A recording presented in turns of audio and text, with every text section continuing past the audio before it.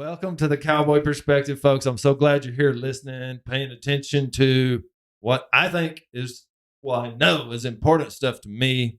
And I love the opportunity to bring new people into your perspective, maybe give you a chance to learn something or just have fun, be entertained.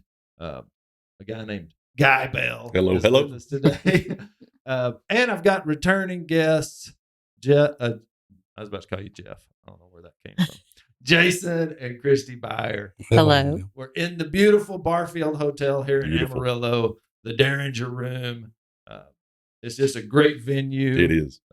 Partly, we wanted to get Guy on here and talk about that a little bit. He's going to be our Amarillo connection. Jason and Christie, last time they were on the show, we talked a little bit about they were in the process. It's about 2 years ago of getting this place open. So now it's open. We get to talk about really what that journey was like. And I hope everybody just tells their friends to come to the Barfield. Amen. Absolutely. Go follow Guy on social media. Oh, that's a definite. And now the truth is, I mostly know him because people send me the video of him doing this gymnastics routine on the fence. I don't know. Was that like where was that? Tell me about it. It's kind of designed like a hitching post at the Will Rogers Range Rider Rodeo Arena here in Amarillo. And my daughter and I and my father, we were cleaning stalls because we keep all our horses there at the arena. And my little girl was up on the kind of some tables and stuff that were set up around the arena. And I said, hey, I'll show you something. So I handed my dad the phone, said, film this, did this deal. And like I said, it's more of a hitch and post type thing. And a lot of people during the rodeo, that's where they'll sit their drink kind of a thing. And one thing led to another. I posted it and the thing took off. Yeah. Well, as part of this kind of conversation or getting ready for it, I was checking these things out. So I knew you from there.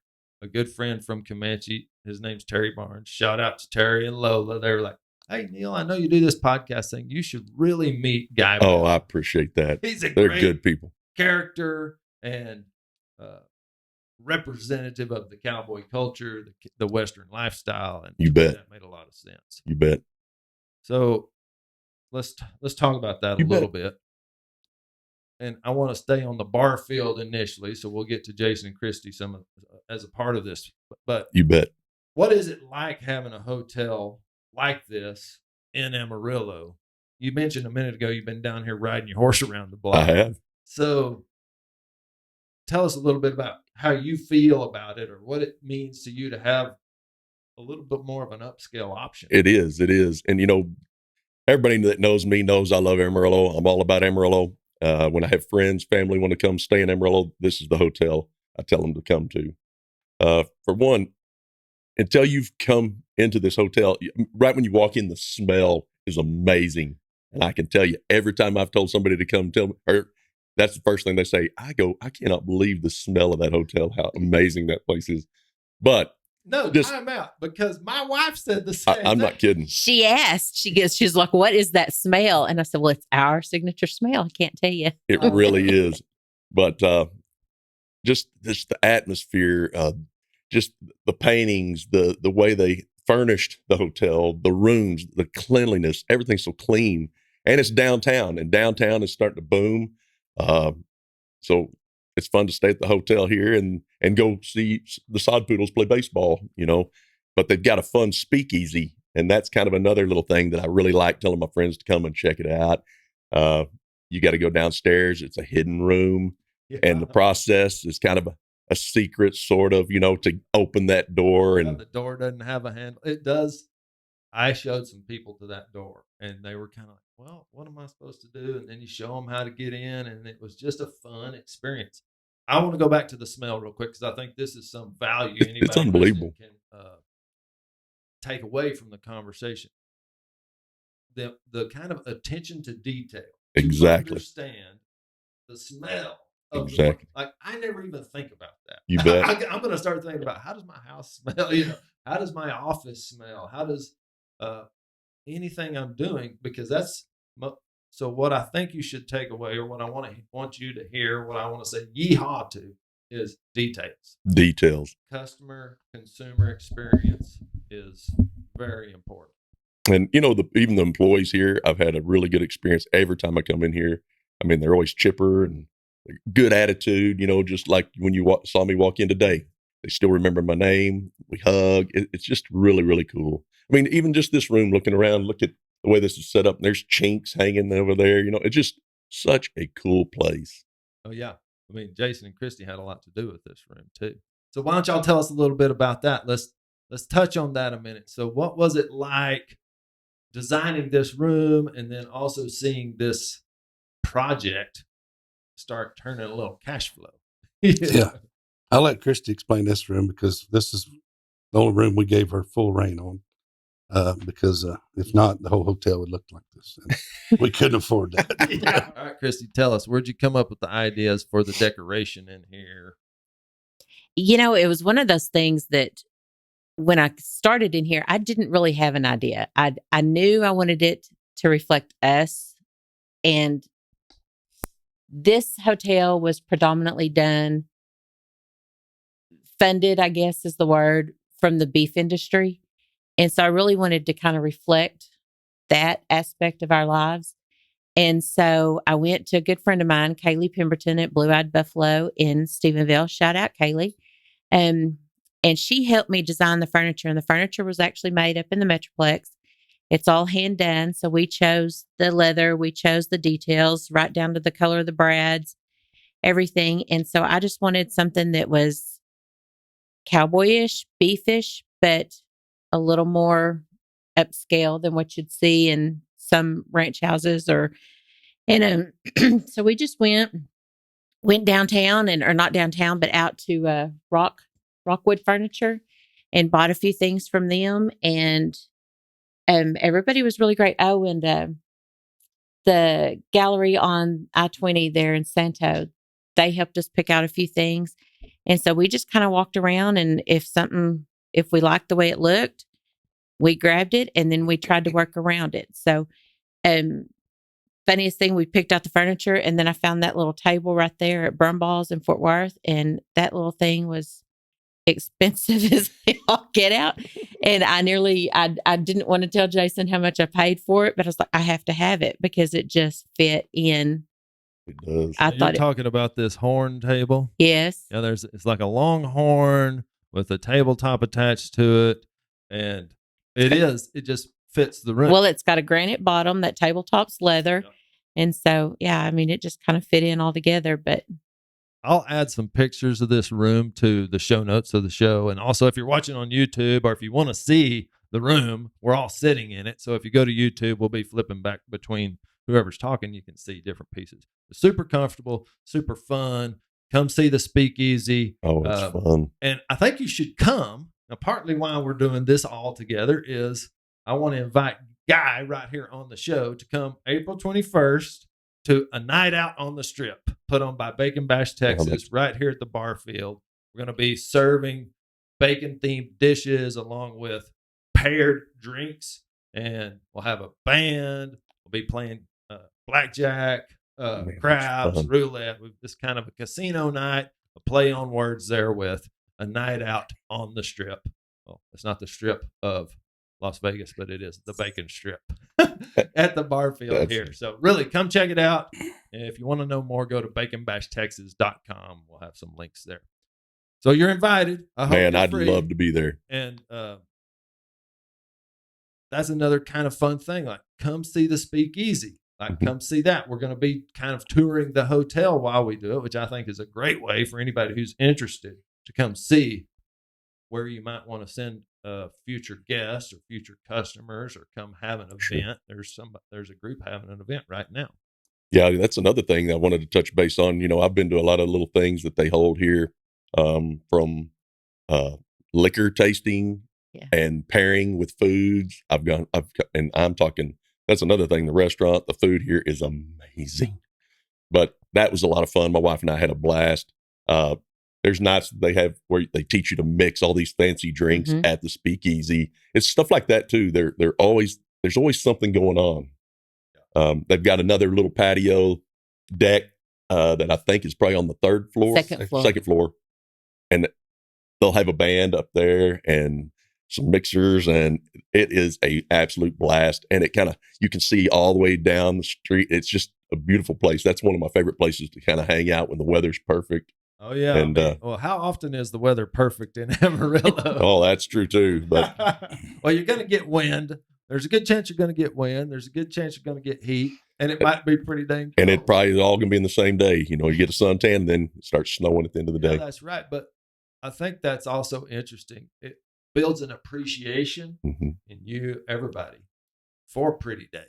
And really, I think about that a lot. Like when I get a really pretty day in Texas, it's sometimes debatable. For me, a pretty day is just sun shining, 70 degrees, not a lot of wind. Get out there horseback. Man, it's just like that is living. It is. If you ask me.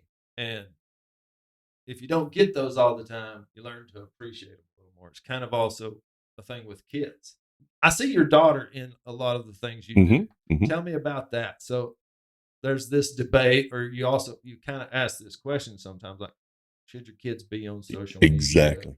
What do you think about that? What do you? With my daughter, I try to kind of keep her hidden a little bit, which sounds funny because I have her on some of my videos, but like her account and stuff like that, we kind of keep private. And I don't post a whole lot of stuff with her, mainly because of that. She's young and only 12, and she's cute. She is. I mean, it's like this world. I just want to pound the ground and say, "Damn it! You bet. Why does everybody got to be like that? Why do we have to be scared? Yeah. For our kids." You bet. And the other thing is, both my boys, they're older. You got a 20-year-old and a 22-year-old. My little girl is the one that really is the mini me when it comes to the social media. She loves it, and she's the one that started my TikTok. And is she a piano player? Yes.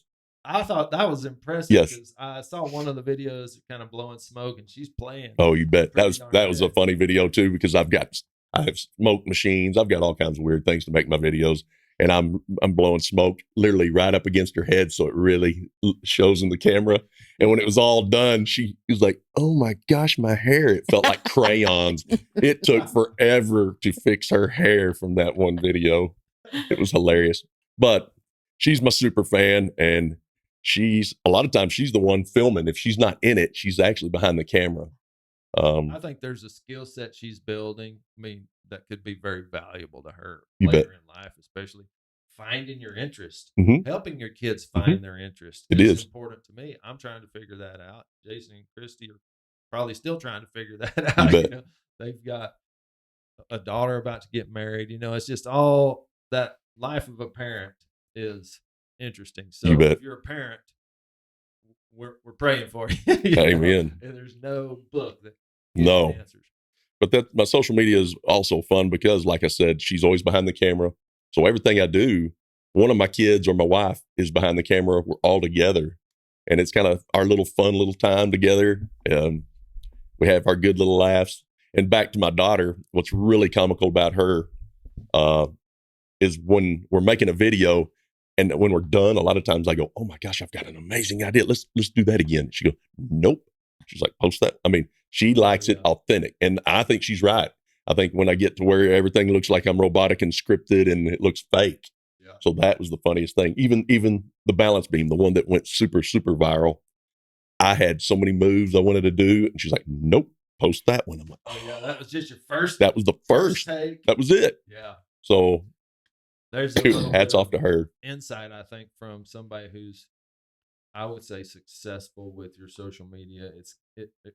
Okay, let me ask that question. Does the social media pay you? Yes. Are you making money from that? Yes, sir. I make money. Your only... Oh, no. My full-time job, I work for Wiley Implement and Spray Center here in Amarillo. An ag sales. I sell tractors, farm equipment, that kind of stuff. No way. You're in sales. I know. It's hard to believe. I mean, it's like my whole deal is set up so perfect for what I do and who I am. I cover the Texas Panhandle, Oklahoma Panhandle weekly. I'm around farmers and ranchers daily. It's just, I love that. My boss, Scott Wiley, he works with me, knowing that I do this social media thing on the side. It's perfect, and that's the way I like it. I like having that as my full time, and my social media is my part time. Yeah, and it doesn't make it a job, and I enjoy it, and it's fun. Yeah. Okay, so let's talk about where you come from a little Mhm. bit.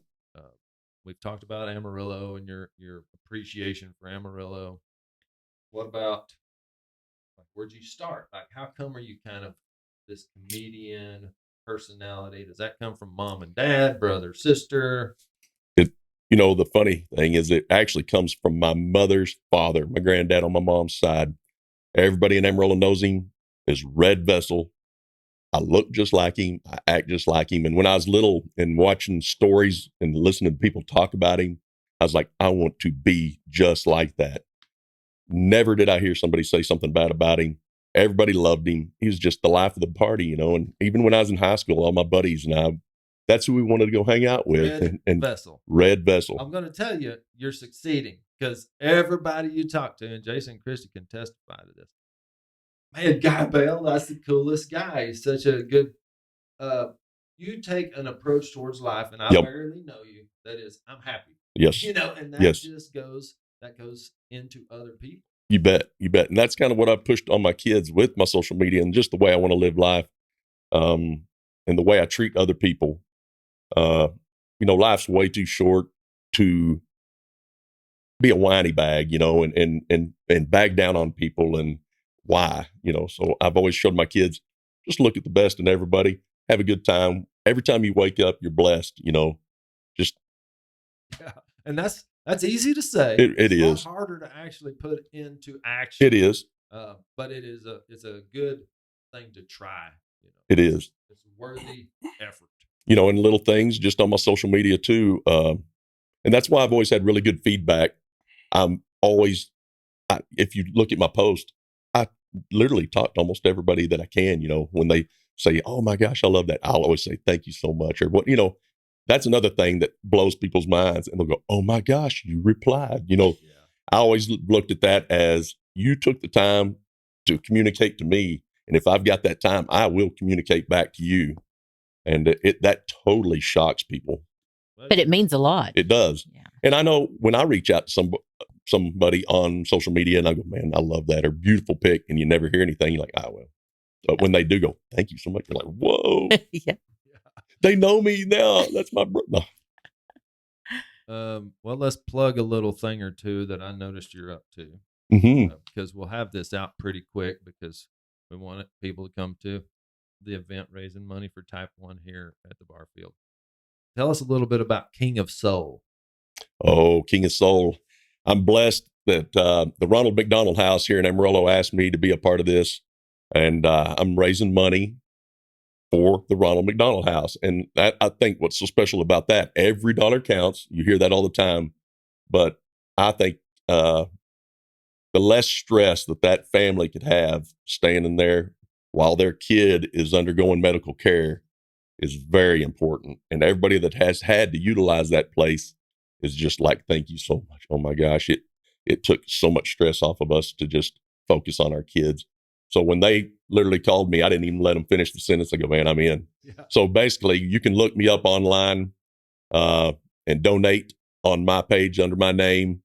And they've got, I think, 25 gentlemen here in Amarillo that love Amarillo, push Amarillo as soul men contestants. And whoever raises the most money will be the first soul man. Yeah. And I want to be that guy. Well, I want you to be that guy.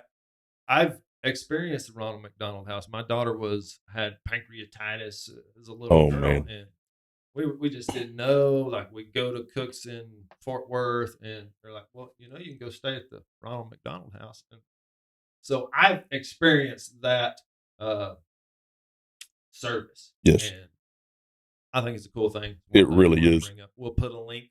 There'll be a link in the show notes to these things. So everybody that's listening and watching, you can go find this stuff pretty easy. All you got to do is click to the show notes. All right, Mr. Beyer, you just been so dang quiet. Well, y'all are doing a good job. Talk to me a little bit about, like, why the Barfield? We really didn't get into this stuff on our last conversation. If you come to the Barfield, you should look around at some of the art. There's pictures of the original people that built the building. Tell me and us and the people listening a little bit about, why the Barfield? That's a long story, and it started 8 years ago.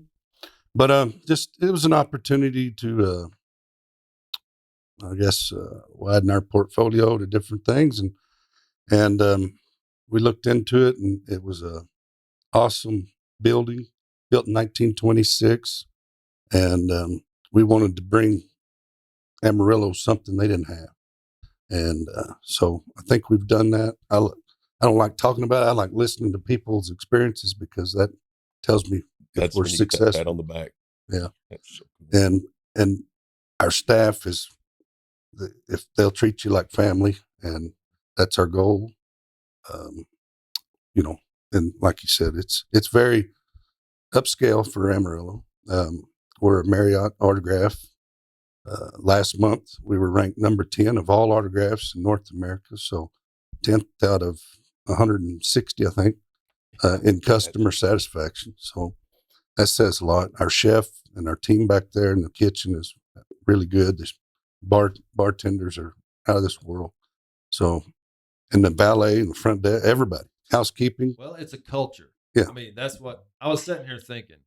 What sounds valuable to me is I would just encourage you, come stay at the Barfield, experience it, and take that experience and that culture back to whatever business you're running. Mm-hmm. I mean, you don't have to copy it, but I promise it can play in your business in a pretty cool way if you let it. You know, also back to the attention to detail here, the flooring, even down here, if you look and you follow the little bullets that are in the floor, the story behind who that is and why they're bullets, the guns in the floor.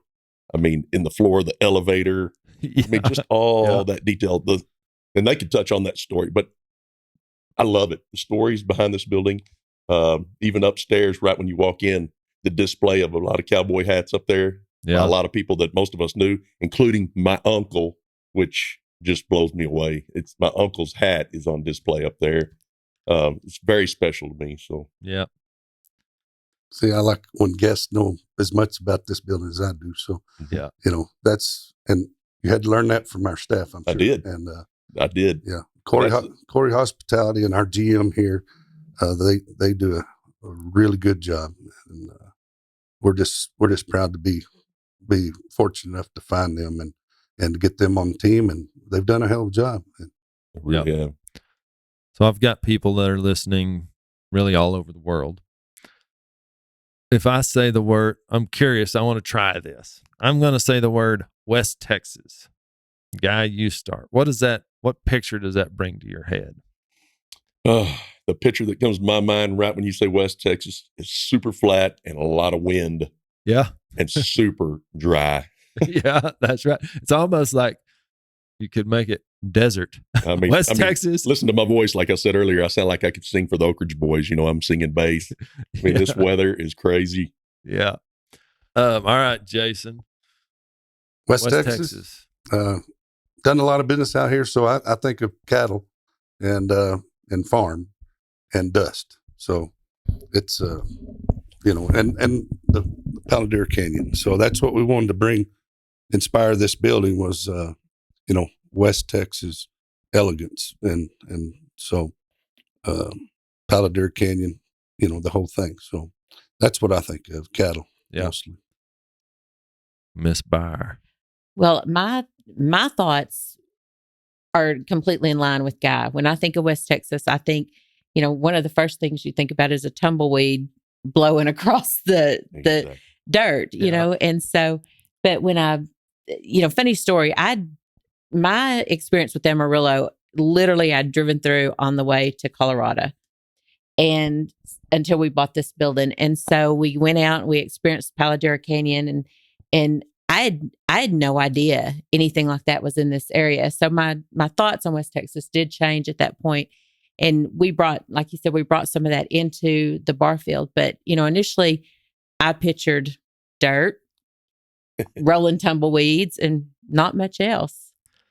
Well, I got to add my color to it. I went to school at Texas Tech, you know, born and raised Central Texas, came to Lubbock to go to school, and it was just the perfect place for me to go have that college experience. I made lifelong best friend lives there. cotton farmer. I got to go build modules and all those things. And West Texas, before then, sounded like pump jacks, tumbleweeds, cold, wind blowing. But I want to say, come to West Texas and meet some of the most salt of the earth people. You better The believe it. people in West Texas are just beautiful, and they've got grit. They're the kind of people that have lived in an environment that's pretty harsh, not real nice, and built a life for themselves and their families. So really shout out to the West Texas really culture and Texans in general, but I just have this kind of affinity for the West Texas people in that regard. You bet. They're tough. I mean, I had to play them in football. They'll knock your head off. I mean, it's true. You bet. Okay, Guy, now I want to go to kind of a fun thing. Oh, I'm in. I'm going to ask you this or that in the branding pen. So you ever do branding and that kind of thing? We do. Okay, sweet. So, dally or tie on? Oh, I dally. Injectable or pour on? We pour on. Coors or Miller? Coors Original. Yeah, there's a post to him, got the Mike Tyson tattoo on his face, laying on the floor in Vegas with some Chickens. old yellow belly Coors right there. Oh, always. Everybody that knows me and my grandfather read Coors Original. There we go. Sweet. All right. Poly or nylon? Polly. If you're flanking a calf, you want the rope or the tail? You know, I think the older I've got, I take the rope. Yeah, me too. Me too. All right. You going to dehorn them or not? We'll dehorn. You going to use wood or propane? Actually, most of the time propane. We used wood the last couple of times, but the wind is such a nightmare. We've gone back to propane. Yeah, there you go. Sweet. Gloves or no gloves? No gloves. Marlboro or Camel? Never smoking.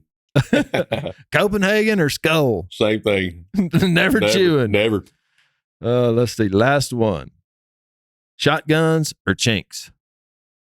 I'm loving some of them. You got to think about a little. Well, because I wear kind of both. It just depends on the weather, which is funny. But around here, I don't know if you've seen what I wear now. It's something Bob Mars came up with that's called it's kind of like a chink and a bat wing combo. And that's what I wear year round because I can wear it when it's snowing. I can wear it when it's hot as can be outside. So I think they call them like an Arizona bat wing. There's a lot of different terms I've heard guys and cowboys call them, but it's kind of a combo. And it displays my brand really nice on the back. Yeah, there you go. There you go. Well, so now you talk about brand. Now, brand to me is a really big thing. Mm-hmm. Branding cattle. Mm-hmm. It says, it kind of raises my hands like those are my cattle. I'm proud of that. You bet. What about brand in a bigger sense? Mm-hmm.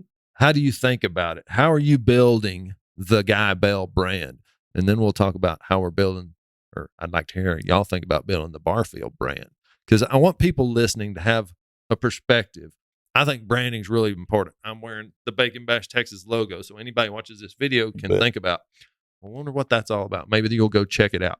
So how do you think about building the Guy Bell brand? I'm big on everything Texas. I'm big on local, that kind of stuff. So when I'm building my brand, I like to be a part of local business, things made in Texas, and things that are of quality. I mean, I'm involved with everything from hot sauce to my cowboy hat, and if it's something I like to taste, and I like the taste or whatever, and I will put my name behind it. Barfield, my name's behind it 100%. My American hats, my Rio boots, it's everything I wear is part of my branding and my name and something I'm really proud of. And I know that I have no problem wearing it in pictures and posts and tagging and hashtagging because I know, for example, even the Barfield, as much as I talk about it, when somebody comes here, they're going to go, holy moly, Guy Bell, you are on point. Yeah, that's right.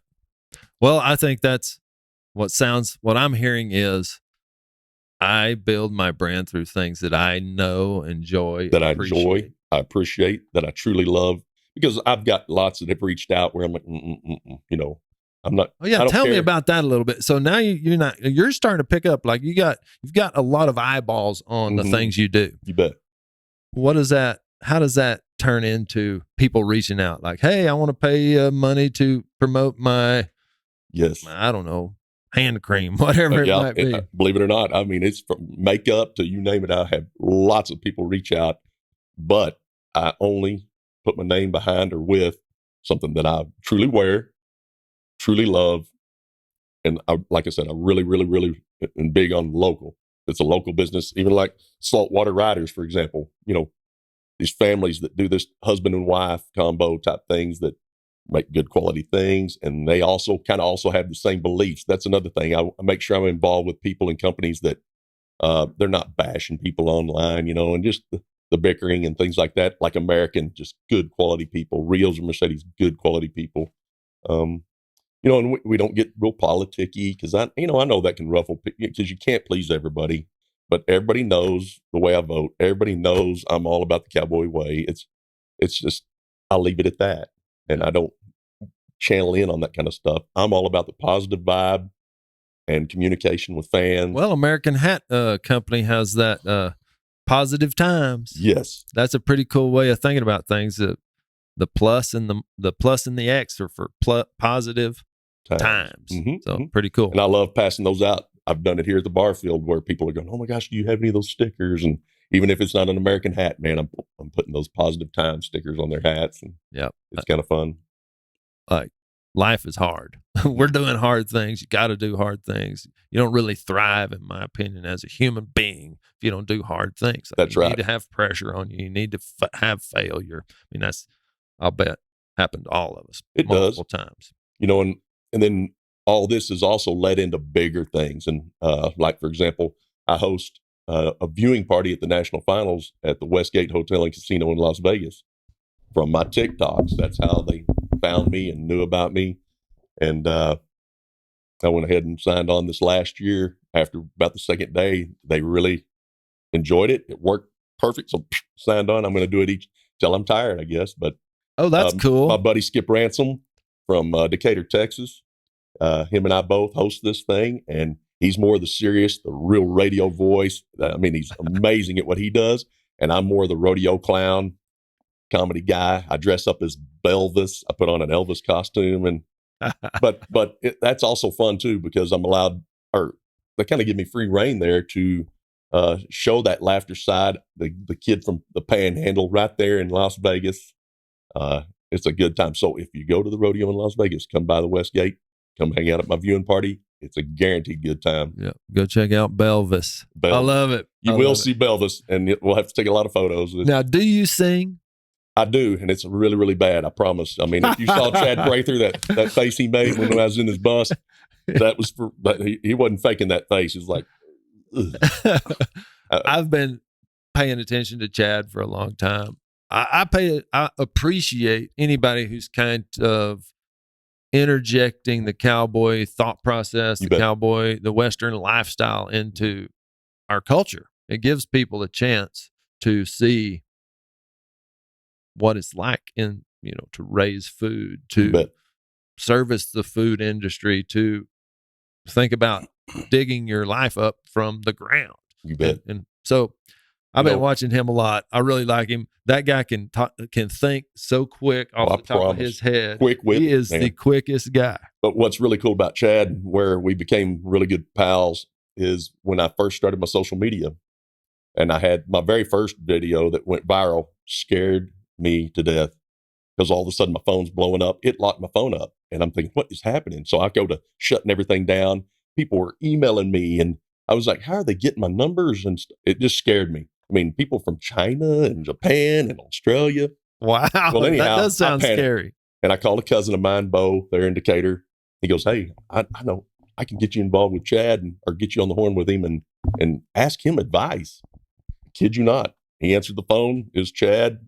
He talked me through it in the funniest manner. And he's like, well, what's the big deal? I mean, he made me feel like oh. So I went right back on, turned on my Facebook, turned everything back on. Yeah. But it was because Chad really had my back, patted me on the back, kind of guided me on what to do and what to ask for and what, it was awesome. So hats off to Chad for he's the one that kind of cooled my heels and made me realize, it's all right. I'm doing a good thing and let's roll with it. Yeah. So that's how we became good pals. Okay, so we talked about Chad Prather. Now there's another guy. I don't know if you know him very well, but I pay attention to him. Dale Brisby. Oh, yes. Do you know that guy? I do. He's got a mural here in town. Yes, Just a walk over Yeah. from here. So he seems to be kind of an Amarillo. He's a cowboy.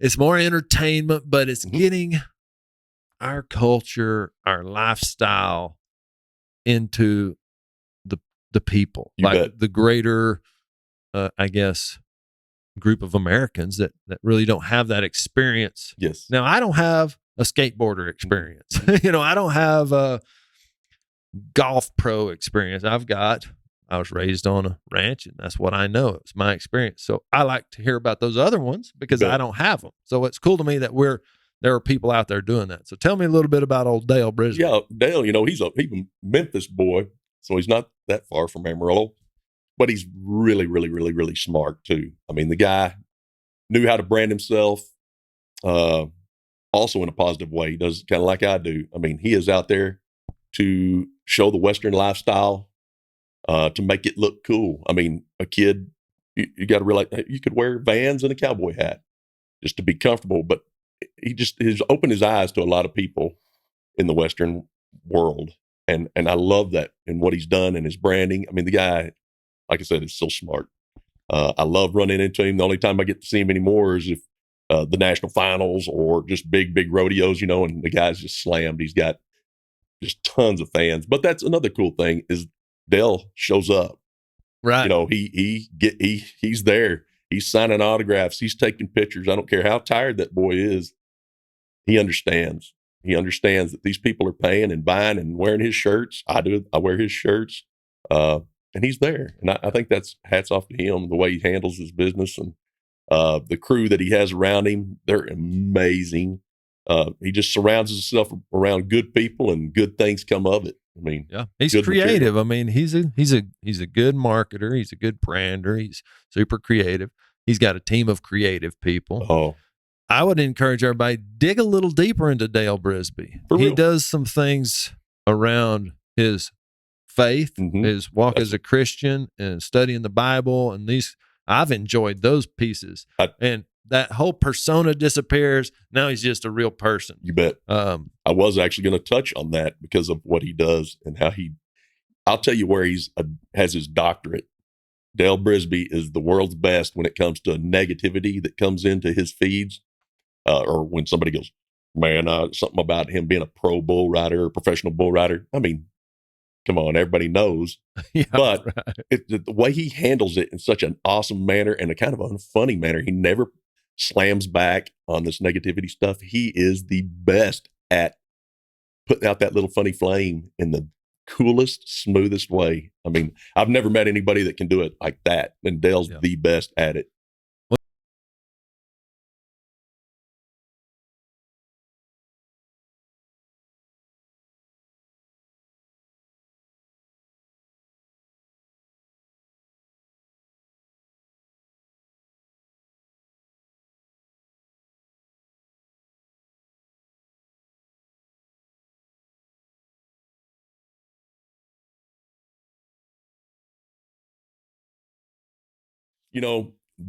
I know Dale would say 100% the same what I'm about to say. All the people that follow 100%, the key to the success is shares and the feedback anyway. So everybody that follows me and has for a long time, I mean, I love them all. They reach out all the time. The comments is what I like. And the comments is also what kind of keeps the reels rolling. When it comes to the haters, the way I know Dale looks at it and I look at it too, that they're still rolling feed. We're still rolling feed. The only thing is Dale, he'll comment back, like I said, because he's really smart on how to do it in a manner that he can pull it down, but he does it in such a clean way. Me, when I get a really bad something or feedback, I just I leave it alone. Because a lot of times, honestly, everybody knows that some of the trolling and stuff like that, it's really somebody that's probably pretty funny, and they're just being silly sometimes, Sure. you know, and they're just wanting to poke the bear. So I don't give them the platform. Yeah, right. I You mean, know,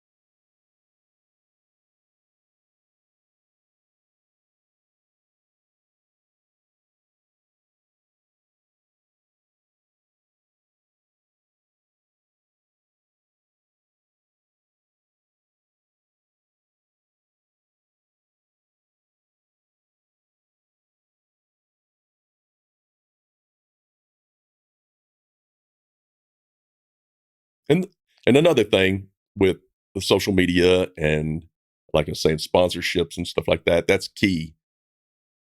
Dale and myself and a bunch of others that do this, it brings a lot more sponsorship to rodeo too, and more sponsorship to rodeos, more money for the cowboys, cowgirls that are traveling. I mean, think about all the fuel costs and the cost to feed these animals and what they do, and the traveling and the hotels. I mean, it's just when you've got golf, when they're able to make that kind of cash. I mean, I want to see that for rodeo, and I know Dale does too, and Oh, yeah. and I know Dale pushes for bringing that money into the rodeo. I mean, now you start to see a lot of these cowboys, cowgirls wearing a lot more sponsorship, you know, from even a lot more coffee brands to all kinds of clothing. Yeah. And that's what's really, really cool. And But why do you think all of a sudden those sponsors are on there? I honestly, I think a lot of them have come to say Dale, myself, and a bunch of others that do the same kind of thing, the positive vibe and making cowboy cool. Yeah, they want to be associated. They want to be associated with positivity. And they also know eyeballs are paying attention there. Like That's right. all sponsor money is a business's attempt to grow their business. Yes. So if you have eyeballs, then you're valuable to them, because then they can get their story out. They can have a potential chance to get their product in another person's hands. So it is the ultimate test to, are you doing something? Because businesses aren't just going to put money where they got no chance. So you can tell.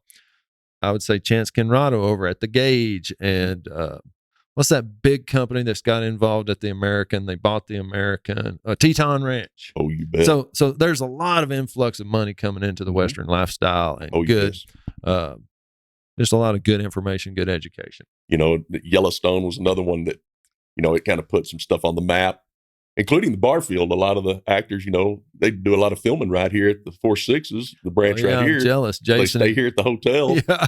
I mean, I come down to the Speakeasy, and Faith Hill is singing with Tim McGraw in the Speakeasy. Awesome. And they had, she's gorgeous with or without makeup. She is still from the scene, you know, had no makeup on, didn't care. They took pictures with everybody. They were the nicest people. They got up here with another guy that was on here singing. They sang. I mean, well, the funny story about that is the guy that she, you know, he was down here singing for our Wednesday night that we bring people in, and she got up there and started singing with him, and he had no clue who it was. And so, my camera's going. But after she stopped, somebody said, "Well, do you know who that was?" And he goes, "No." And they said, "Well, it was Faith Hill." And so he kind of wigged out about it, but you know, he had the opportunity of a lifetime. Yes, he did. And they were, you know, our employees said everybody, the whole group that was here just talked about how good they were, and how just really truly how good they were. Exactly. How they treated them so well. But yeah, we have a picture with the two of us sitting right there on that couch. That's so cool. You know, with Sam Elliott. Oh yeah. Oh yes, with Sam Elliott. Sorry. And there was some of the other actresses were there. Oh, there you go. I don't even know. But that's what's funny is the staff was so cool, because I've got a lot of friends that work up here through all these years of me clowning around. Like I say, I ride my horse up here. I do some funny things at the Barfield, but they didn't even tell me that the stars staying here. You know, they kept everything a secret because they were supposed to. And the way they treated the stars here and the celebrities, I mean, the celebrities themselves were thoroughly impressed. And that's why they were able to just free will around here and had a good time. I mean, they felt comfortable too. It was really cool. With regards to your business here, maybe even in general, just as a bigger thing in life. So touch on branding at the Barfield. How do you think about that? And then branding in your businesses or even your personal brand, just what people think about you. Yeah, that's I was trying to prepare a speech, but I've been too busy learning from you guys. But, so I didn't think and of anything. in case y'all don't know, I'm actually sitting here with 3 salesmen. So it's That's awesome. and the fact that one of them's being as quiet as he is kind of astonishing. But this is pretty impressive to sit in my position and just watch and listen. Yeah, but no, the Diamond Bee is our brand here, and the Barfield, you know, how we brand it. You got to. People that have experienced it, you know, brand it for us and listen. Oh my gosh, yeehaw. Did you hear that? I mean, really, if you own a business, you got to think about that. The people who experience you or your business brand it for you. That's True. Man, it is. So, and we just love to cater and to grow our brand and grow their experiences. And you know, of course, we're on social media here, and we won some large awards, like opening of the year for the Barfield or for The a Marriott property. autograph collection. That was a worldwide. Worldwide competition. We won it the year we opened. We've won a lot of awards, but that Marriott brands us or helps promote us. Corey Hospitality, of course, they have 5 or 6 other hotels besides this one that they own or manage, and they do a great job. But we're new at this hotel business and hospitality. But you know, it's the same thing as your business at home or your ranch or your personal. You've got to, you know, be genuine and take care of your customers, and everything else will be all right. Jason, I got to bring it up because you've said it before, and it's so true in my life. It's part of how I look up to you is network. Like, you're building now even a bigger network here in Amarillo. Guy's a piece of that. You know, I'm super excited to have Guy in my network now because it's like his network. If Guy and I make friends and I treat him fairly and we do a thing that's enjoyable, You bet. then I might call him up and say, hey, you know, I'd really like to meet XYZ person. I noticed you're connected to him. Oh yeah, sure. bet. Or he might do the same for me. That's the value of the network. Yes, It is. yes. Network is the key to success, no matter what. All right, Christie, you give us the female perspective on branding and how you think about it. Well, meeting Jason, you know, one of the things that he taught me early on in our marriage is you ride for the brand.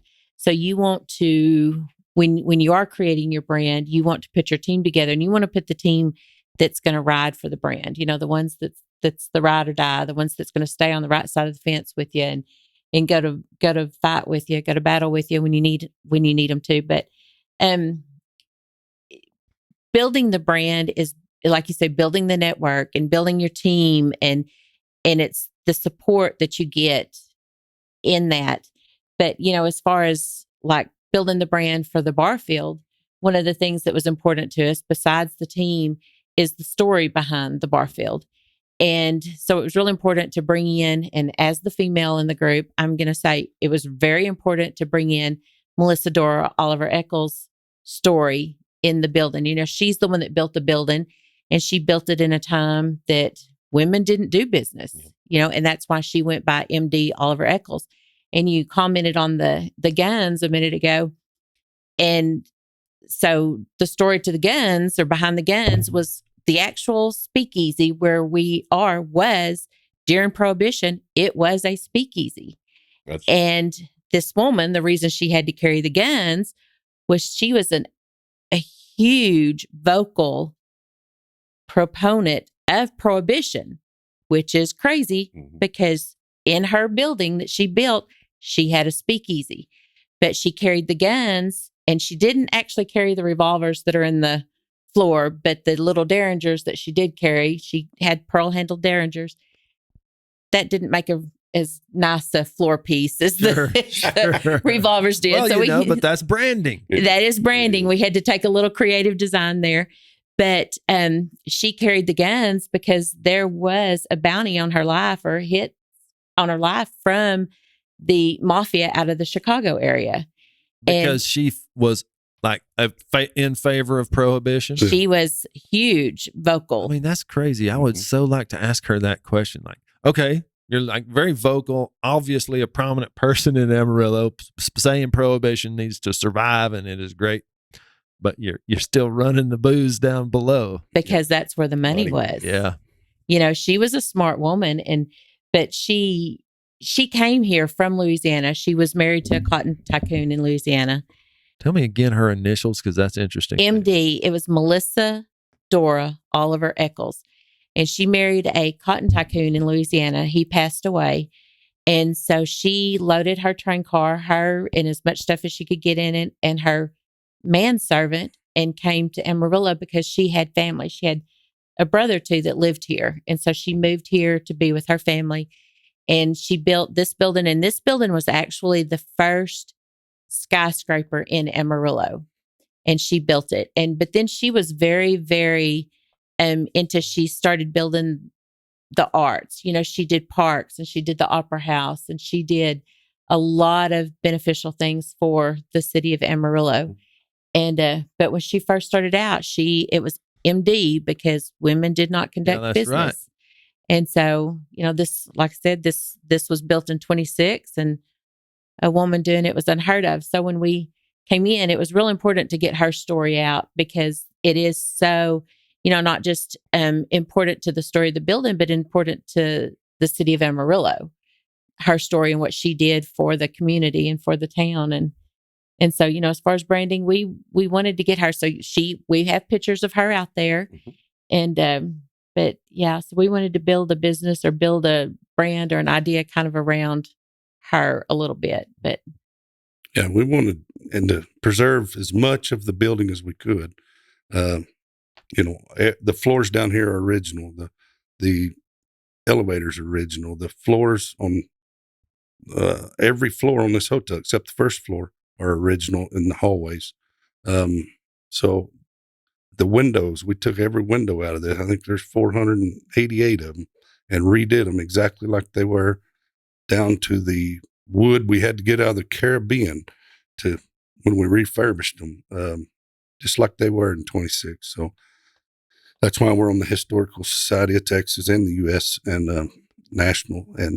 But there's a lot of other things. The chandeliers, the lobby, the elevator lobby is a replica of exactly what it was.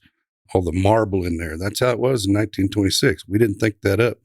We just used it. The marble on the 10th floor. The 10th floor is a historical hallway. So everything on the 10th floor is exactly like it was in 1926. Just we refurbished it. Yeah, Took it out, refurbished it, put it back. So if you get here, the 10th floor is different than the rest of them. So you got to go up and see it. And you'll see there's doors that don't work, but there was a door there in 26. We put a door. So it was pretty cool to work through all that and see. But I want to know, or I think there might be other people out there with a similar affinity for history, affinity for business, with some interest in some building in their town, something. I think it'd be worth sharing a little bit about some of those incentives you can get to do this stuff. So how did you, not every penny had to come right out of your pocket to accomplish this. No, the National Historical Society in the state of Texas, Historic Society, gives tax credits if you restore a building. And then you take those tax credits and you sell them, and then you use that money to invest into the building. But that they do that to incentivize you to keep something. I know. I'm really proud of that. It keeps some of our country's old buildings, some of these stories that are super valuable, alive. Yeah, like really, this building would still be falling down. You're like, oh. Yeah. I mean, all the way to the flagpole on the roof the brass ball that's on top is the same ball they put on in 1926. Yeah. We just polished it up. Yeah. The copper awnings, out front. They weren't here when we bought them, but we had the blueprints. We found a company to redo them or to mimic Replicate them. and replicate them, and we got that done. And they are really, unique and very nice.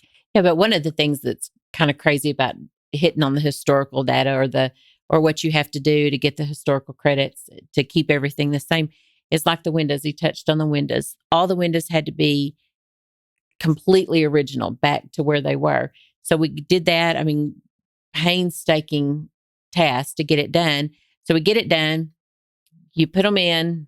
Every window has to function properly. But then Marriott comes in and says, okay, you got it done, but now screw them shut. Yeah, right. We don't need anybody accidentally falling right. down. So you can't open the windows, but you could if take a couple screws out or however you got them closed up.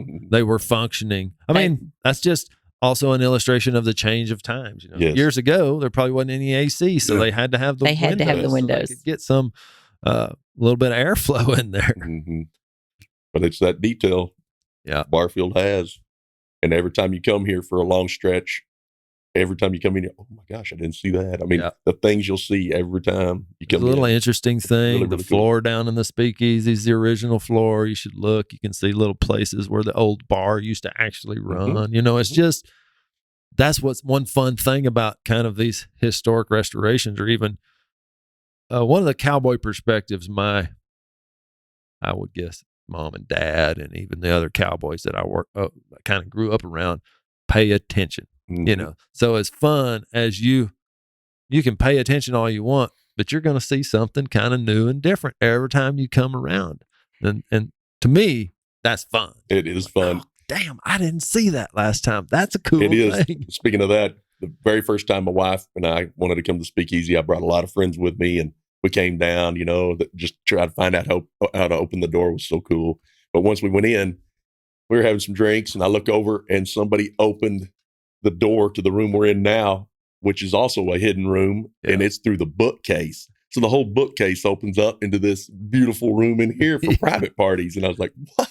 Yeah. It's like it's kind of a surprise a minute, and it just makes that experience memorable. It is. And that's kind of a trick in branding and sales and everything. Like, people won't necessarily remember how you treated them, what you said, how you did it, but they're going to remember every time how you made them feel. That's right. And the Barfield will make you feel pretty dang cool. Mm-hmm. Okay. There we go. We had a little break. Everybody got to shake it out a minute. Now we got to talk about a couple other, I think, important.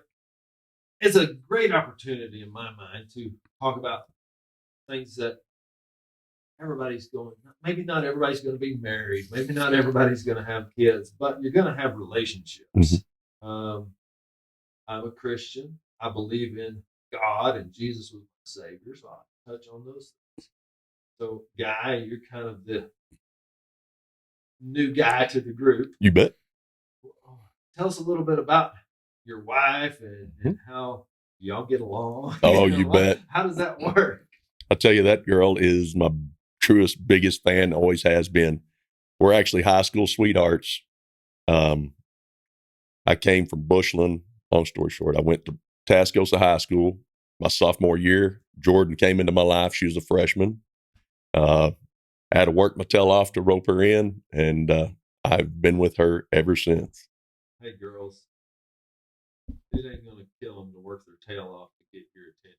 I want all the girls to think you about better believe it. And I'm really talking to my daughters. Same here. If there's a boy, man, he's really not worth it if he's not willing to put in. You bet. Some time you showing you his ability to provide for you, to be a supporter of you, and that doesn't work so good if. And you can like them. You bet. Don't tell them that first thing. Yep. That's what I preach to my daughter all the time. That's the way it is. That's exactly right. As dads of daughters, I got a lot different perspective. I do too. I would have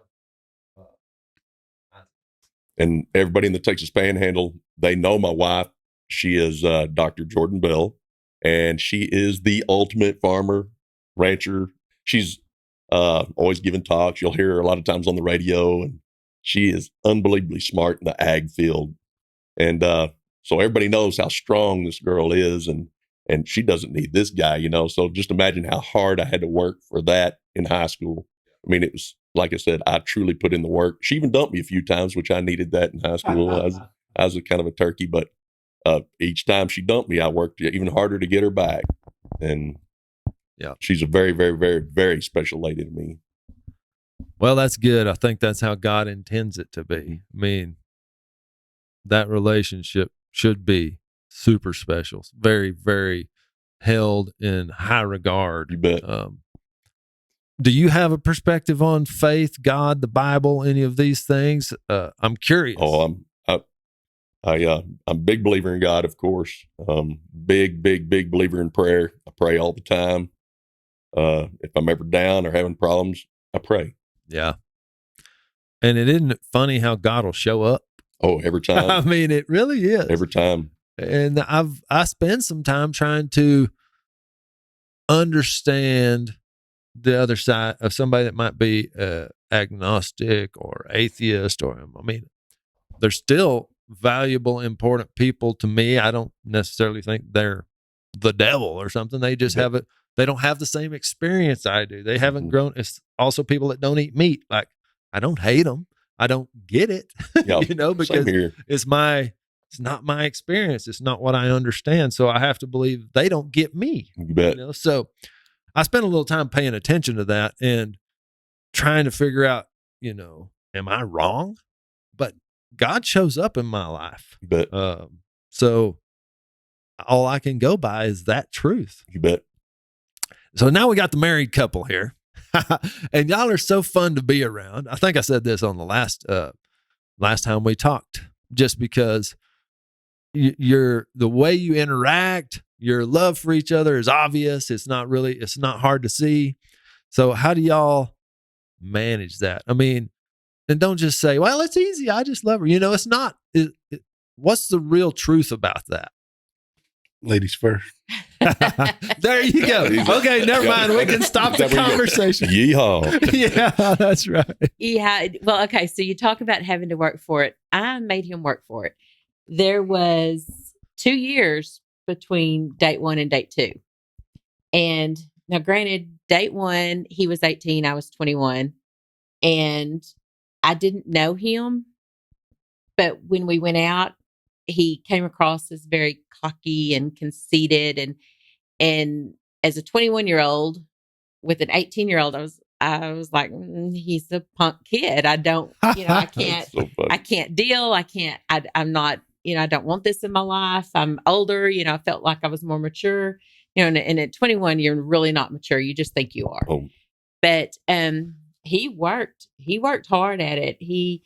And we actually became friends in that 2 years, and he would call me from rodeos. He rodeoed at the time, and he would call me from rodeos. And we even at times talked about who we were dating. And so it was kind of weird at that time. But we also had the same girl, same hairstylist, did cut his hair and did my hair. And she kept saying, you've got to give him another chance. He's really a good guy. And I was like, I can't. But we developed a friendship. And then one day he said, do you want to try it again? And I said, yep, I'll give it another try. And so that was in November. We were engaged in April and married in October. And that was a little over 30 years ago. And you talk about it being easy or being hard. There's a whole lot more hard days than there are easy days. But I always say you pick your battles, because this battle right here, there's something bigger coming down the pipeline. So do you really want to fight this fight, or do you want to wait and see what's coming? And so even though we have the days where we really do fight and argue, it's short-lived. I see the grin on your face. You're making me think you have to make a choice every day to continue to love them. Like, you have do. to kind of make that choice. Like, because I'm an annoying person. I know I am. I do I am. stuff that's mean to my wife. I'm not proud of it, but if I'm telling the truth, I do. Like, I shame her for not being able to keep up with her keys. Like, she just hates to tell me she doesn't know where her keys are because she knows I'm going to get this look on my face and it's going to be this. That's not fair to her, but she has to choose to love me even though, right? Well, and that's with him. I'll be the first one to admit days that if you know my history, there's days I don't feel real well. And I take it, a lot of times I take it out on him. I'll snap at him and I get mad at him for something that's super little or super petty. And bless his heart, he just, he'll take it in stride, and he chooses to continue to love me, through those days. But there's times too that, I kind of have to make the effort to love him too. But he makes it easy most days. But yeah, it's an illustration of over time, 30 something years, like it all works really smooth, or it starts smoothing out a lot because you start to understand better and better. Like those early years of marriage. Hey, Cody Beyer, you have to be ready to put in that work because it's all fun and games until you sign the dotted line, put the ring on, and now it's going to happen. This deal's got to last, and you've got to stay hooked. And then you get into the stresses of money when you start having to buy more things. Everybody thinks about these things differently. Like, you're raised in different households. You have your own brain. You're thinking about, well, I don't need a lot of money. Well, maybe your spouse likes to have some money sitting there. That feels good. So all of those pieces of the puzzle you hadn't even thought about. Like, you think you've thought about it. If you're just now getting into it, you think you've thought about it, but you haven't. Yeah. I think one of the key ingredients too of marriage and good marriage is communication. I know that sounds like I'm being Dr. Phil over here, but that's my wife and I. It's communication. She has never been one to just sit back and when I'm doing something really stupid or I'm off kilter, she's not just going to kind of let it go by. She'll communicate with me. And a lot of times we can put out any little silly fires just by just communicating, not holding it until you just really blow a gasket. That's always been key. Even when we were in high school, we communicated every time something bothered. Man, it's right there. It's on the table. Yeah. It was just key. It is key. And it's hard to do. I mean, it's key for businesses. You bet. I'm just being real quiet over here. Yeah, that's right. I know, and I'm anxiously waiting to see what he's. I'm just wondering, after 30 years, was the beard a requirement from the wife? I don't remember. We did a no beard November, no shave, or no shave November, and she kind of liked it on me. And then I'm okay. Well, if I'm gonna do it, I'm gonna do something bigger. So my history is a history of breast cancer. Yeah. And so that's where the no shave November came in. He decided one November to let it go. And so it went, and it's still, and I think he kind of likes it because he gets some attention from it, Yeah, I get a lot of comments, but it's a conversation starter. It's like that cowboy hat. I like it because in my business, it's an easy conversation starter. Oh, you must be from Montana. Try again. Yeah, no lie. Texas. Oh, yeah, you got it, So it's always kind of a nice little icebreaker and gives you a chance to build a little relationship with somebody. Okay, Jason, we've kind of got off the path a little bit, but I want to hear from your perspective what makes things work. Just I stay quiet, and then I don't say anything to make her mad. Yeah. Okay, now tell us the truth. Yeah. No, I mean, we had a partnership, friendship that's been really good. I took off from family and went and made money and went to work. So I wasn't around as much as she wanted me there. And that was a challenge. And I wasn't around as much for the kids as I should have been. But, I was going for a goal and still going for it. And, but the sacrifices they made and were pretty big, but we just know each other. And there's no perfect. Like, that's your journey. You can't go change it. It was just what it is. You live forward. You live forward to the next day, to the next choice. Try to make the best one. I like, and I hope everybody listening will just think about this a minute. Like, I never really rode in a pasture with a cowboy that wanted to tell me all the bad stuff that had happened last year. They were like, today we're going forward. This is what we're going to do today. So it's just kind of naturally in me to think about stuff that way. I mean, there's stuff to learn from the past, and yeah, I don't want to repeat some of these things, but it really doesn't do a whole lot of good thinking, well, I wish I would have done that, or man, I messed up. Like, my mom's a little bit this way.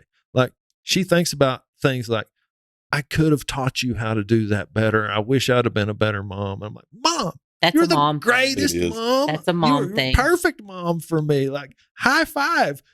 I'm still here. Like, you've done your job. So everybody live forward and just think about things in that way. Exactly. Let's talk about kids a little bit more, and then we'll just see where that takes us. But I'm selfish. You don't want to know why I do the podcast? Because I need these things. I need to hear what you think. I need to hear what Jason and Christie think. We're friends. We do quite a bit together, but we don't necessarily always really get on in a little deeper conversation around how you think about things. Y'all have got a little older kids. My kids are, I don't know, 13, 10, 8. That's kind of the spot we're in. And I want them to have self-esteem. So I'm curious what y'all think about this. I wish I could take a little computer cord and plug it into them somewhere that just would give them That'd be a nice. self-esteem. I'm curious. Do you think that should be the number one thing, Guy? Is self-esteem the number one thing? Is there something else that I should think about as the number one thing? It doesn't matter. It's all the number one thing. Yeah. It's funny you say that because, back in the day, I probably wouldn't have said it was, but now with social media and all these kids and their cell phones and how easy they could literally hurt somebody by one picture or one post, or I just couldn't imagine. Because when we went to school, you didn't have phones, and we didn't have to worry about that kind of stuff. And one little bad incident, no one's going to remember because it wasn't there on the social media platform. Yeah, it's not living forever. I know my kids, I just really, really honed in and pushed hard on be you. Don't ever change yourself for somebody. And like high school, I always told them, high school, your life doesn't even start till after high school, because some people get so involved in high school, like that is, they just can't get out of that high school period, and life doesn't even start till after. So I'm like, surround yourself with good friends, good people, and roll with it. And good things will come if you surround yourself with good people. And what I tell my kids, what I'm talking about are friends that want you to succeed. Yes. Not in jealousy. I'm talking a friend that, say I make a post, they're the ones that are going to share it and push. And that's a friend. That's who I surround myself with, is a circle of true friends that want to see me succeed, and they would never be jealous. And that's a friend. Always has my back. So my kids, all of them have done that. They surround themselves with that core group. And I said, that's all you need in life. The other friends will come, but keep that core. Well, and the good facts things will always happen. You can't have a million friends. No. Can't might be the wrong word. I've not seen it. I've not seen anybody that have, even famous people, they still got 5, 10 core people in their life that they would really cry. You bet. If they died. Think about that. How many people in your life would it really shake you to the core if they died? And it's not a huge number. Mm-hmm. I have empathy and sympathy and sadness for people that pass away and their families and stuff, but that it wasn't one of my core 5. I'm not like trying to get myself out of bed in the morning because it's that tough. So that's so valuable what you're saying. Yeah, and I kept telling my kids, don't worry about trying to be Mr. or Mrs. Popular. Don't worry about that kind of stuff. That core that seems hard for you because you're Mr. Popular. It's funny because, maybe that's because of how it works, because I don't think of it that way. I still have my little core, and it's been the core I've had for bukus and bukus of years. And all the other stuff is just bonuses. Yeah. And That's what it's all about, and it'll make life a lot of fun too when you just hone in on that good core that'll always have your back. Just like she said, riding for the brand. That's the way I live my life, and they're like my ride and die. Yeah. I think that goes around as a person, as a business owner. Can you get to a point in a place where you believe nobody else has to fail for me to succeed? Like, I don't need to hold somebody else down. Actually, if I'm bringing everybody else up as much as I can, by default, I'm going up. You know, Right. so An abundance mentality. They got to have it. yeah, You got to teach them. You know, I always try to teach my kids, never meet a stranger. You know, you can't build a network in a shell, you know, in your room. You got to get out and meet and never meet a stranger. Yeah. Always be kind to people and let them know who you are, learn who they are. And someday you might need them. And, That's right. And I think that's the most valuable thing, is to teach them to socialize and to be with others and learn from others. So yeah, I think that ties to self-esteem too. I mean, It does. if you feel proud of just who you are, and you feel like comfortable and strong enough to accept the hard things that are coming, which is somebody laughs at your shoes, whatever it might be, then it's easier to go out and say hi to people. Now, I'd say for the 3 salesmen, that's just natural for us. So for somebody who's like, that's not so natural for, I think it's just that little bit of pressure to say, it doesn't have to, like, we didn't say it was going to be easy. We just said it's going to be valuable to you. yeah, Right. if you can call somebody and ask their advice, that's the best tool you've got. Because I mean, that's how I built my brand and our brand, and is other people's help. Yeah, totally. Right. I was sitting there, been doing this podcast thing now for 3 years, you know, and why do you do it? Well, I don't know. I want to leave a legacy for my kids. Like, if I got hit by a bus or something and disappeared, well, then they could have a lot of my thoughts, talking with other people I think are important and have valuable insights to go listen to. And they might, and they might not. Well, now, a friend of mine calls and says, "Hey, I think I might want to do a podcast. Will you what's the recorder you use? What are the mics you use? How does it work? How do you get it out to all the different places?" I just told him. It's probably worth money to me. I could have charged him a consultant fee, but no, he's my buddy. I don't know. Here, this is what I did. That's cool.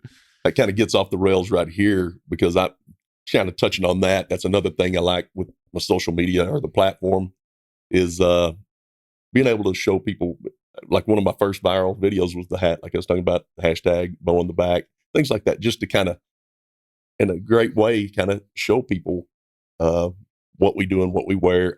Even branding cattle and things like that. That's where I'll have a lot of people that get a little upset about watching me drag a calf, but they don't understand I'm only bringing them in with 2 feet, things like that. And they got to understand we're doctoring them. We're literally a doctor taking care of these animals, because a cowboy's livelihood is right there. The last thing we're going to do is be beating on them or be hard on cattle and stuff like that. But they're literally our pets. I mean, we are the caretakers of the land. We are the caretakers of the cows to feed the world. That's part of it. So that's what I like about this too. I mean, it goes all the way down to even my spurs. I get lots of comments on, why you do that. That's so abuse. But I've been able to use my platform to educate people in that too. And that's what's been also fun to realize that no, we're not. There's no abuse to these animals. I mean, they mean we have to. They're a tool, an essential tool. Absolutely. Part of Christianity is we're stewards of God's gifts to us. You bet. The animals, the land. It's not ours. You bet. Like, there is a scenario in which the world operates under ownership of land and these kind of things, but it is not mine. I'm not taking it with me to heaven. Yeah. I mean, it's going to stay here for the next generation. It's going to be a piece of how my grandkids, and I think it's part of one of the really beautiful things about having kids, is you start seeing a way bigger picture. Oh, for sure. It's not just me all the time. Christie, what do you think about self-esteem? Am I right on that? Yeah, being a mom, and, you know, talking about your mom, questioning her raising, it is different, because as moms, we have a completely different role than dads do. most times, not 100% of the time. But I most think it's times. meant to be that way. It is, and I think that comes from, a mom. Normally, the female is more nurturing, and so we're the ones that coddle and take care of, and hug and love, and so yeah. When you talk about self-esteem, it's difficult. I mean, it is really difficult, and in today's day and age, where there is the social media and Twitter, we had an instance with Twitter with one of our children when they were in school, and it was bad. I mean, it was bad enough that the campus police officer called us up and asked us, if we wanted to pursue anything, and the child that it happened to. I don't want to say guy or girl because I don't want to call them out specifically. Yeah, you're in a tough spot there because everybody can know real fast. Yeah, they know, and they know which one it was. But we told this particular child, we're like, just what they're saying is not right. You know these are lies. So just keep your mouth shut. Do not respond. Do not acknowledge. Let them hang themselves. Because when the truth comes out, they're the ones that are going to look stupid. Mm-hmm. And what do you think makes great story? But I can't help but ask this: what makes people do that? Now, I'm sitting here like I'm Mr. High and Mighty. I've never done that to somebody. I've done that to people. I've been me. Probably not that specific thing, but just little kind of tacky means. Where does that come from? Like, how do we ferret that out of ourselves? I think in this particular case, it was a group mentality, because I think individually, several of the people involved, I don't know that they would have been this ugly, but when the group got together, it changed and they fed off each other, and it just, but I don't know. I don't know. I think it was a learning experience for our kids and those kids, and it made them grow. I mean, they have to grow up. I think that's another thing about parenting is we got to let them have those experiences. We can't protect them and shield them from every little thing. Because then I know this from the cowboy perspective I was given as a kid. Like, I was allowed to mess up, and then nobody came over there running to fix it for me. Like, a great story of mine is I was starting to kind of get a little responsibility. Hey, these guys are trusting me to do some stuff. I was rodeoing, so I was kind of getting my horse out of the herd every so often. Well, we were going to be gathering the next day, and I failed to get the horses in, which was my job. I went out in pitch black dark, riding a one horse that I could catch by luck, bareback through the mesquites, trying to get all these horses in, because I knew that was my responsibility. I needed to. Nobody's going to just come save me from this failure. You bet. That, to me, I think is good. It's hard as a parent to just kind of sit there and say, "Oh, but man, that's going to hurt." That's how you help your child build self-esteem. You let them fail, but then you let them figure it out, and the knowledge and the confidence they get from learning that they can get themselves out of a mess and can better whatever went wrong, that helps build the self-esteem. And if we don't allow our kids to fail, we don't give them that opportunity. Oh, you bet. Me and Guy are like the bobbleheads over here. I mean, yes, I'm like, yep. yes. Again, yeehaw. Yeah, Yes. that's right. I mean, and it's important. I mean, even as adults, we're still failing and trying to figure it out. But every time a person fails and figures out how to get past it and grow from it, that's what I always say, grow from it. And that's what helps build that self-esteem. And as parents, sometimes it is difficult to sit back and watch your child fail, because that pain that they get from that failure is tough. Well, and it's this small of thing. It's hard for me having a kid on the B team that doesn't get to play, like sports is one example, or having a kid in the rodeo arena who never draws a check. All that stuff is good for that kid. It's hard as a parent because I'm at least competitive. So, and I wanted to be on the court, all those things. but that's still really valuable for them to figure it out, because the truth is it'll probably occur again someday. They won't get promoted. Somebody else will get promoted. Well, you got to be able to stand back up and say, all right, well, I'm going to make sure next time they can't pass me up. I tell them that a lot. You have to be so good. It is unmistakable that you have to be out there. Mm-hmm. And if you're not, you're not. You bet. If you're not the lead dog, the scenery never changes. Mm-hmm. Yeah, that's right. That's right. That's a good one too. Everybody, I don't know. We could keep talking. There's so much knowledge. Go check Guy Bell out on social media. Come to the Barfield. We should talk about that just a little bit more. Bacon Bash, Texas, raising money for kids with type 1 diabetes, supporting Nikki Warms the Cold. It's a charity that Owen and Sandy Carlson run in honor of their daughter, Nikki, and they give toiletries and blankets, etc. to down on their luck people. To me, that's a really cool thing. When Bacon Bash comes to the Barfield and we do a night out on the strip or a night on the strip, all that money we raise is going to go to kids in Amarillo. So I'm probably going to have quite a few listeners from Amarillo, thanks to Guy's support, So as potentially a new listener, somebody who's never heard of Bacon Bash, Texas before, you might want to come to the Barfield. You might want to come support this charity, this event by sponsoring one of the casino tables or one of the food stations, or you might want to come spend a little money on the auction. We'll have a lot of cool ways that you can get involved. But the truth is, Bacon Bash wants to be a part of Amarillo's community. Like, that's really, great. Why would we come here and do all this if we weren't going to be? We're just going to take the money back somewhere else. So we're working really hard to build. Callie, shout out to Callie. She's the director of our organization, and she's already working really hard with the medical community in Amarillo to make sure we find places to help kids with type 1, because that's just where our heart is. And I want people listening to get to know that. Well, and touching on that real quick, because this is something I think was real important that we learned from Callie the other day. She met with a pediatric endocrinology team from Texas Tech that's here in town.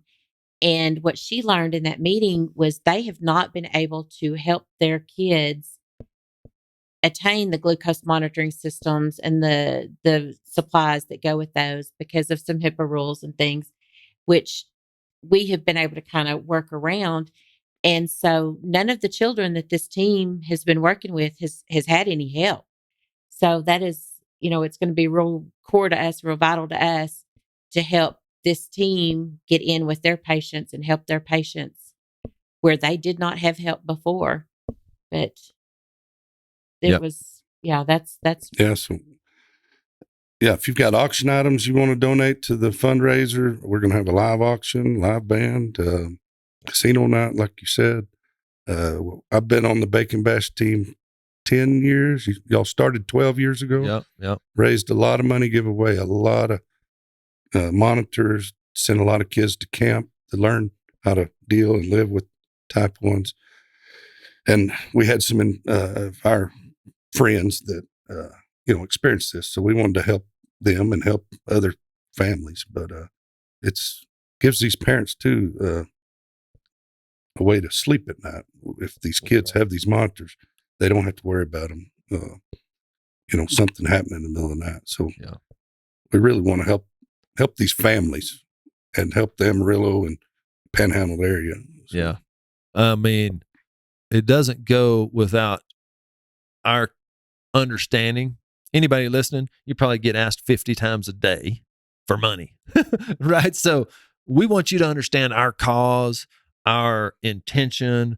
You can trust this organization. I mean, I don't know how you would know for sure. Like, you just kind of have to take my word for it this time. Give us a chance. We'll earn that trust. It's part of what I've been doing my whole life is learning. It's just earning people's trust and say, look, I'm going to stand by our word. This organization stands by our word. So if you're interested, if you have a heart for type 1, if you want to just have a good time, I think the ticket price is well worth the experience of the Barfield, the food, the band, the fun of just playing the casino night. So and the smell of the hotel. You'll probably want to buy the That's candle. right. I'm just telling you, I got 4 candles at my house that are the Barfield candles. That's the perfect ending to this conversation. Thank y'all so much for your time. Nobody's time is free. If somebody's listening to this, their time, the time you've spent listening to our conversation is very much appreciated. Like, it is your most valuable asset, and you're spending time, you guys specifically, but somebody listening, that's their time they're spending to get educated, invest in themselves, potentially learn about things that we're doing that I'm excited about, I'm passionate about. So really, I want to thank them for their time, or you as a listener. I really appreciate that. TCP Nation, support Guy Bell. I just want to see if he ever texts me and says, that damn TCP Nation is trolling my account like hell. I love it. I love it. I love it. Please look me up. The Guy Bell, TikTok, Instagram, Facebook. I will guarantee I'll give you some laughs. Everything I do is clean. You can share with your grandmother or your 12-year-old daughter. I mean, I'm always going to keep it clean, fun. That's what it's all about. Yep. Did you have something else, Christy? I was going to say, we need to give them the date, April 21st. That's right. April 21st. Be there or be square. Later.